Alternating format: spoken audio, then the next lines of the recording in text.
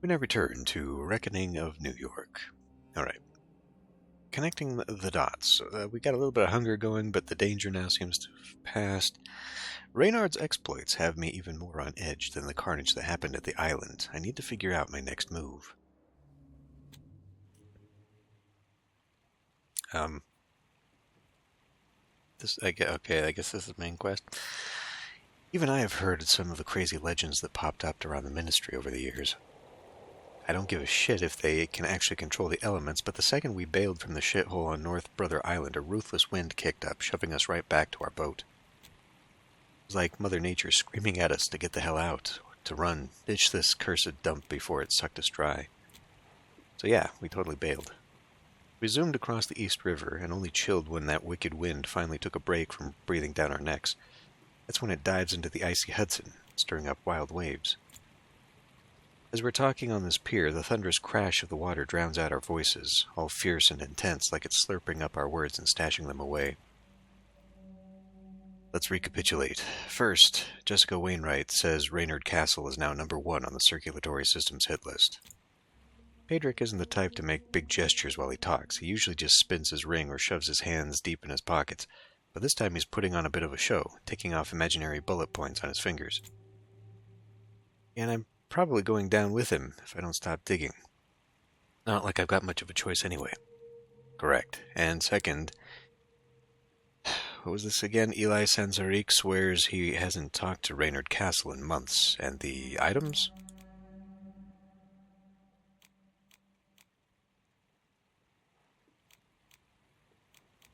What?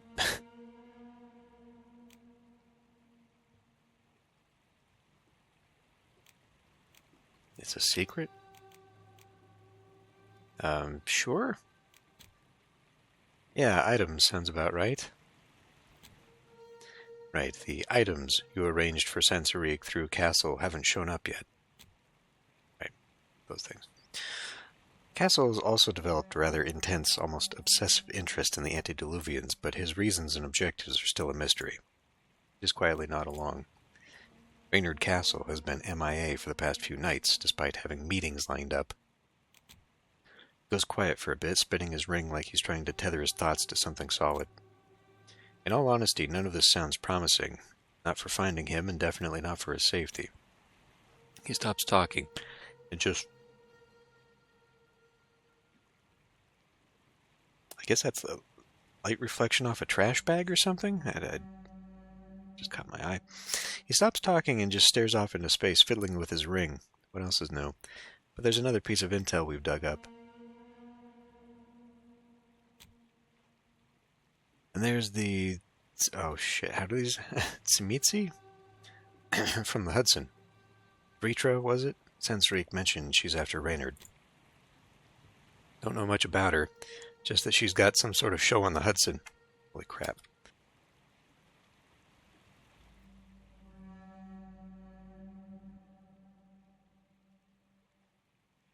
To mute myself? Great. Anyway. It's shift that's causing that to do it, and I need shift as part of the key sequence that pauses my recording software. Anyway, I don't know much about her, just that she's got some sort of show on the Hudson. You should definitely look into her. That ring of his is spinning faster now, and I somehow sense that Pedrick's about to piss me off with another load of bullshit. It hits me all of a sudden. He does that a lot, doesn't he? Spins that ring and then spouts nonsense or flips his stance. I'm not convinced that's the smartest approach. What solid proof do we actually have that ties her to Castle, aside from the rumblings of a disgruntled serpent? There we go. None, but then again, we don't have much of anything solid, so we might as well chase up what leads we do have, right? That makes sense. He keeps spinning his ring, his expression smoothing out like he's trying to straighten his thoughts. However, I think it might be better to focus our investigation on the circulatory system. Is this him being pragmatic, anxious, or maybe did he just spin the ring and let fate decide? Honestly, that feels way riskier than just chatting with one kindred. Can't believe I'm the one who wants to play it safe. There's no way he lets sheer chance guide his actions, right? Not Mr. Cool and Collected. It's got to be something about Vritra herself. Is she really that intimidating? Are you scared of her? Well, Sansarique did imply that she single-handedly ousted his entire group out of Harlem. To be fair, he only suggested that she just does whatever she wants. He's not a fan because she totally stepped on his toes.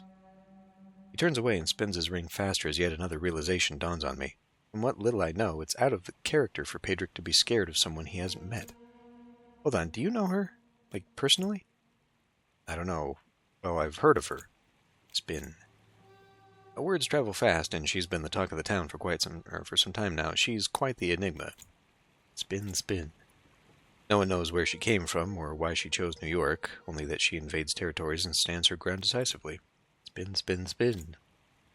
And that unknown element is precisely what makes her a threat. Spin, spin, spin. I'm so tempted to rip that fucking ring off his finger and smash it to pieces. Shut my eyes and grit my teeth, trying to concentrate. Get why you're freaking out? A decent strategy? Sigh, just rumors? Well, okay, so...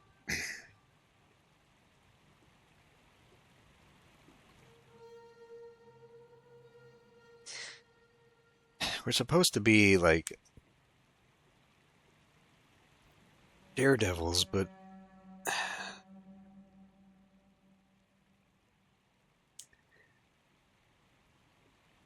let's just say rumors. Seriously, you know we can't trust the rumor mill. It's like the lifeblood of kindred politics. Everyone's been hyping up Sansarique as this big scary motherfucker, and look, the guy's practically a sweetheart. Maybe we just caught him at an opportune moment. Exactly, we might just catch Vritra on a good day too. Perhaps, but the fact remains, many kindred who went to see her never returned. And the same can be said about the sheriff. I don't get why you're all weird about looking into Vritra, especially since you've never even met her. Or so you claim. He stops spinning his ring and grips it tightly, his knuckles turning a shade paler. The main difference between her and the Camarilla is that with the Ivory Tower, you can occasionally talk to your way out of the deal. Damn, my throat. Negotiate like you did a couple of nights ago. Or negotiate like you did a couple of nights ago. With Vritra, the story is just one ending. You disappear. His explanation almost makes sense, but he won't even look at me as he speaks, just gaze off into nothing, fingers constantly dancing on his stupid ring. And while I get that everyone has their quirks, I'm not demented enough to think I don't have any. It's really starting to get on my fucking nerves. You know what? As much as it kills me to say it, you're right. This Vritra chick is way too dicey to just waltz up to. Let's stick to something more solid for now. So again, the illusion of choice, I guess. Yes, exactly. He sounds so relieved it almost makes me feel bad for what I'm about to do. Almost. But then he starts spinning that goddamn ring again. It's just that... this is killing me. I need to do something with my hands before I literally explode. A look of concern flickers across his face. Literally explode? Does that have something to do with your clan? That's just how I'm wired. Got a coin or something I can toss? Maybe a pebble? A button? He gives me a puzzled look, but dutifully digs into his pocket and hands me a coin. A quid, if I'm not mistaken. Thanks. So, oh shit, looks like the serpents are having second thoughts about letting us walk. As he turns to look, confused, I swiftly snag both the coin and his cherished ring from his hand. Before he can turn back, I slip the ring on my finger and step back. Never mind, probably just my mind playing tricks. Hey, what's up with your ring? Up close, the ring is actually pretty intricate, even kind of beautiful. It's a dice spinner that mimics a d20 die. I give it a flick. It lands on a 1. I choose not to take that as an omen. Ring. What? I lift my hand and give my fingers a little wave, flashing the double band. If he were mortal, Pedrick would be the portrait of distress right now, with his pupils shrinking to dots. He reaches out with a trembling hand. Give it back. Why the fuss? It's a cool piece and all, but seriously, what's the big deal? You don't understand. I really need it back, please. I stand my ground with my arms crossed, watching him falter. His body tenses as if to jump, then relaxes abruptly. His hands clench and unclench, and it's clear he's struggling to keep himself composed, almost on the verge of kneeling. I know he's been putting on a show these past few nights. He's a pro, and I get that. Game recognizes game. But right now, it looks so downright pathetic that I have to really remind myself that we're both just playing our parts here. Golly, I'm serious, please. It could turn really ugly really fast. Give it back. Give it back. Just give it back. He seems so... Am I the bad guy here? This can't go on. I need to find out. I will if you tell me what the fucking problem is. Look at this from my angle, will you? I feel like I'm about to lose my head here, and you're acting like it's fine to gamble with my existence. You get how messed up that sounds, right? It's not what you think. Just please hand it over and... Oh, his eyes changed. And then what? You just skirt around the issue? That's all you ever fucking do. He stays quiet, teeth clenched, shivering on the ground as if he's going through withdrawal. Who knows, maybe he is. You really don't think much of me, do you? Haven't I shown you I'm reliable enough? Come on, Pedric, quit the game just this once and trust me. What's going on with you? I might be able to help, you know. I pry his hand away from the decaying plank that he's nearly crushed, slip the ring onto his finger, and step back, just in case he decides to take a well-deserved swing at me. The reaction is instantaneous. I watch in silence as he curls in on himself, cradling his hand to his chest, his head bowed, shoulders heaving with sharp, near-mortal breaths. It takes a while for him to find his words. I wrestle with my impatience. Just stay cool. Wait. Right when I'm about to blurt out something stupid, he speaks. Do not leave important decisions to a die roll. Absolutely not. You're right. It would be monumentally foolish. He lifts his gaze from the ring and looks at me with a piercing clarity. I plop down next to him, nodding at him to go on. This ring, I consider it my lifeline. It keeps me from drowning in the relentless flood of voices inside my head. Is he Malkavian? It doesn't shut them up entirely, but it dampens them, makes them manageable, subdued. Wait a minute. Is this why you've been so obsessed with inner voices and that duskborn sauna? Yes, I'm searching for a more lasting solution, or for some clarity at least. Clarity on what? On what these voices actually represent. You don't know? I know. I've known these voices as long as I can remember. I understand why they grew stronger after my embrace. But I also know they're not like what others experience. Pedric, I'm so lost. What others are you talking about? He falls silent for a hot minute, the ring on his finger twitching incessantly. It's truly an irritating sight. I should probably look away before I'm tempted to yank it off again. Yeah, he is Malkavian. I'm Malkavian, Kali. The whole caitiff act is just a facade. Malkavian derided. As lunatics by other vampires, the blood of the Malkavians lets them perceive and foretell truths hidden from others. Like the wise madmen of poetry, their fractured perspective stems from seeing too much of the world at once, from misunderstanding too deeply and feeling emotions that are just too strong to bear. Okay, and? His gaze, filled with suspicion, narrows on me. You don't seem terribly shocked. I mean, what are we if not the secrets we keep? Kali isn't even my real name, you know. Huh? What is it then? Slow down, Turbo. We're still unpacking your little masquerade here. What's up with that? Why, the pretense, you mean? Yeah, that. I get the gist, but I want to know the deets. The deets are that Malkavians aren't exactly crowd favorites, particularly those among us with an uncanny insight into the future and no talent for concealing it. Wait, hold up. You're telling me you can see the future? No, nothing so extravagant. I get feelings, hunches, occasional whispers offering me a glimpse of what might be. Sounds pretty nifty to me. Believe me, it's anything but. It's impossible to tell if these whispers are boon or bane, or a boon or a bane. Wait, so your own voices are screwing with you? Yes. It's seriously messed up. Response. I take it that he agrees. So these whispers, did they tip you off when you saved those anarchs 2 years back? He seemed surprised that I remember his little confession. In a way, I was lucky to guess right, and lucky that Torque cut me some slack for my erratic gift. I nod silently, piecing together our conversation in my head. Everything clicks into place except for one nagging question. But if you understand these voices and their origins, why bother dissecting them? I hear many voices, each of them distinct but also the same. It's difficult to explain. But among them is one that's elusive. It doesn't come from any known place and can't be quietened. You can't shut it up. Not even by my ring. I need to uncover its source and purpose. So it's nastier than the others.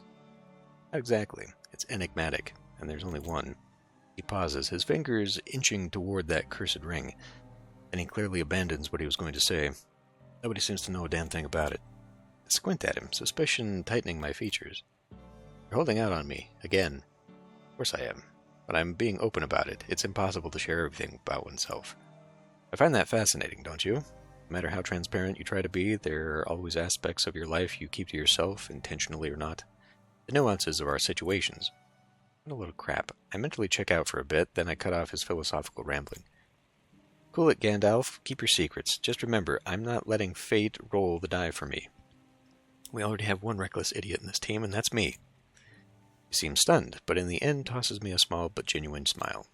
Hey, thank you, truly. Had I known you would be so understanding, I might have told you sooner. I apologize for misjudging you, Kali. It's fine. You should. I'm as reliable as they come. Cool as a cucumber. That's a stone-cold fact. But I'll let it slide. Everyone fucks up once in a while, right? A truth universally acknowledged. So, shall we go back to the important stuff? Let's do just that. We absolutely shall. An awkward silence falls, but the air feels lighter already. A layer of tension slides off me, and from Pedric's relieved expression, he's right there with me. So, Reynard, why is the circulatory system so obsessed with getting him out of the picture? I mean, there's the whole blood trade thing, sure, but why the sudden urgency? I'm guessing it's because they know something we don't. It's a reasonable hypothesis. Right? Every now and then I hit the nail on the head. Now, if the Camarilla hadn't swiped my laptop, I might have done some deep digging online with all my tech. But honestly, it probably wouldn't have made a damn difference. A behemoth like the circulatory system probably uses the sealed-off intranet for all their dirty laundry. If only I could hack into their database, but it's all coulda, woulda, shoulda at this point. That thought, getting into the circulatory system's database might just be within our grasp. Squint at him. He's full of surprises tonight. Must be the bloodshed getting to him. Have you ever come across someone named Kaiser? That's a guy from the previous games.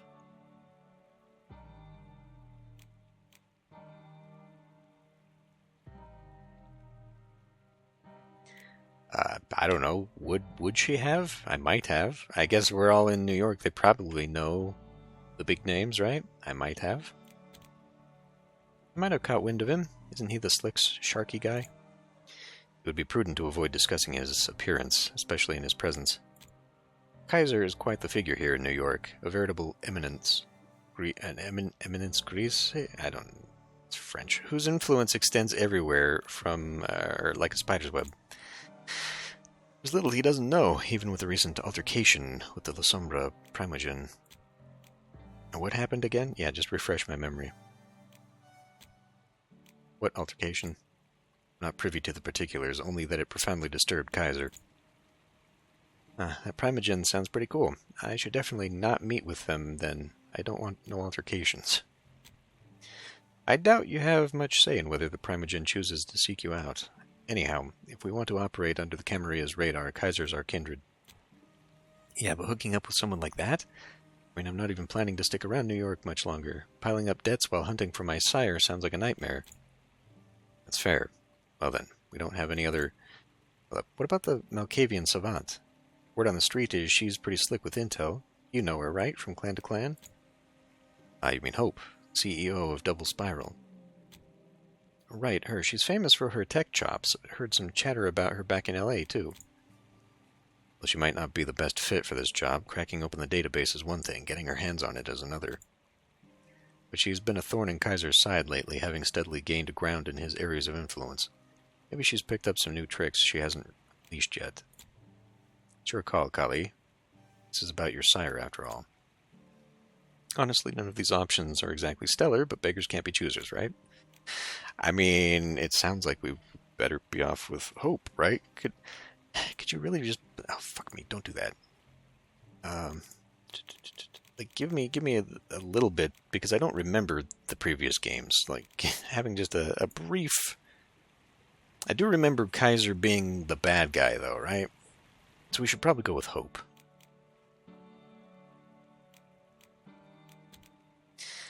Let's touch base with the tech whiz. Seems like a safer bet to me. Anyway, like, it seems like it would be with them anyway, because, like, she would gel on the tech basis, and he would gel based on the whole Malkavian see the future thing.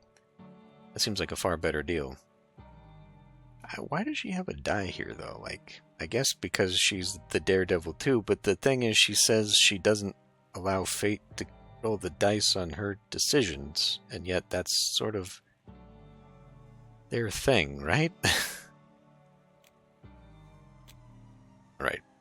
I'll set up a meeting for tomorrow night, just after sunset. Meet me at my haven as soon as possible. We'll find another place to crash tonight, I take it. He's learning. Neat. Yeah, but I'll be there. Pinky promise. He flashes me a knowing grin and nods. Then we go our separate ways, melting into the vanishing night. Kinda ironic, isn't it? The deeper I sink into this mess, the lighter I feel. Well, I think we should feed. New journal entry, huh? What way? I guess just the night. Did I read that? Probably. Night wrapped up with little to no solid answers except for Pedrix dropping the bomb about his Malkavian nature. Pretty huge, huh? What's done is done, though. Now we need to decide what to do about the circulatory system. Chew. Okay, I think we can do a quick feeding opportunity. Threat is down, and we need to deal with that. I would like to, not set them all to... And since this is the main quest, we have to come back here anyway. So, feeding opportunity, this should be quick. Landing looks secluded enough to sneak in a quick bite. Fingers crossed I can dodge any IRL streamers. Got the worst luck with those. Pedric heads back to his haven, but I'm in no such rush. The area isn't exactly the pinnacle of modern urban design, but I'm pretty sure it has its uses. A prime spot for fine dining on the go, for example. Or at least a passable one. So I take a leisurely stroll in search of a late-night snack. Reynard kept lecturing me, like on repeat, not to call mortals snacks because I'm belittling those without whom I'd just be a mess of base instincts or whatever. Kind of rich coming from a pathological liar who treats mortals like livestock at an auction. But, yeah, there's a point somewhere in that. Strangely, there's a lot of mortals around for this hour. No convenient joggers, not in this weather. But I quickly spot a group of totally plastered Broadway bros, singing numbers at the top of their lungs as they stagger along. I consider going after them, but in the end I decided it'll be too much work splitting them up, and why bother when there's surely easier prey just around the corner. But as I meander through the area, I don't really find anybody suitable either. There's a girl dragging her blackout drunk friend through the snow. A homeless person over there pulls their cart, shivering against the lashing wind. A small group of dead-eyed college students, I assume, talking about dunking their heads in the water to wake up because they can't stomach any more caffeine. Pretty lively place. You'd think I wouldn't starve around here. I'm getting grumpy at being forced to give up. The sun's almost at the horizon. I should hurry to the nearest of our havens, but then I hear it. The incomprehensible babbling of a teenager high as a kite, punctuated with bursts of joyous shrieking. Man, I'm almost jealous.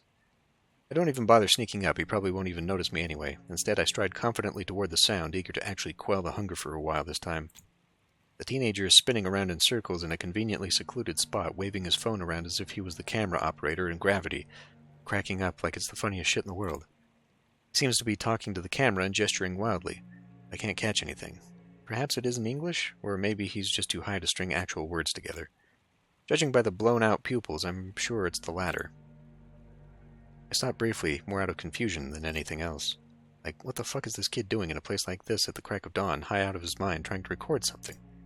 My confusion is cut short when the teenager stops spinning, blurts out something excitedly, and wobbles toward me, pointing the camera straight at my face.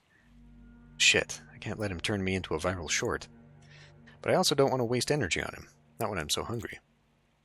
Well, throw a rock at the phone? Crush the phone with your heel? Snatch the phone away? I mean, either way, we gotta do this, right? But...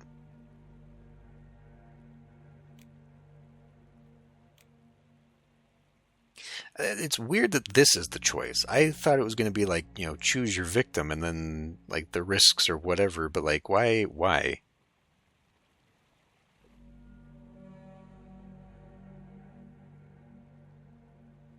We wouldn't, I mean, we want to destroy it, obviously. Because of whatever's on it, but then again, we can also just delete the pictures.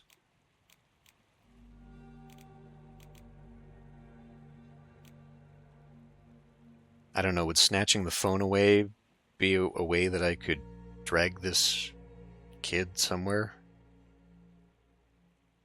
Because if I crush the phone, they'll probably start an outburst and cause a scene, right? Throwing a rock at it, like, are we really good at that? Are we going to hit the phone? Let's try snatching it away. Okay. No time to waste then. I throw my poncho over my head just in case it's a live stream or something, who the fuck knows, and lunge at him like a tiger. I snatch the phone out of his hand, and with no trouble at all. He doesn't seem to fully understand what's going on because his fingers are still curled around thin air. I smile at him, put the phone behind my back, and crush it in my grip like it's nothing more than a crumbly cookie. Then I smile even wider, creeping slowly toward him like a shadow. He sees me coming, of course. There's no way he wouldn't. But honestly, I'm way past caring. High as he is, he won't remember a thing when he wakes up, that's for sure. Because when I gently, sweetly peel away his lapel to uncover his neck, he's still mumbling something to himself and waving his empty hand around.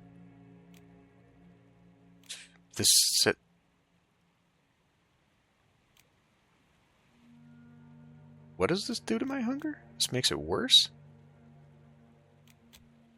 The first sip of his blood almost has me reeling. It's so full of crack I can hardly believe the boy's still standing. See, yeah, like, exactly. Why would we take him? We had so many other options, and it didn't give me the choice of those. Like, I would have gone for the college girl with her drunk friend. Because the friend wouldn't have been able to know anything. She would have had probably alcohol in her system, but like that would have been the smarter choice. Why are we doing this? Or the homeless person even, but seems I'm going to be up for a party of my own tonight. I don't drink the teenager dry, even though I'm tempted to. Well, you can't. I mean, that's bad for the vampires. But there's been enough near breaches of the Masquerade tonight, especially with that phone.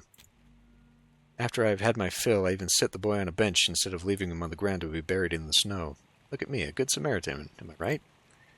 I stretch like a cat and squint at the horizon. It's high time I found a haven. Dawn's a-comin'. Yeah, that doesn't make any goddamn sense. Why did we go for that one? Like, if they were obviously high, why would we go for that guy as a victim? Whatever. Anyway, I'll end this one here. I'll see you next time.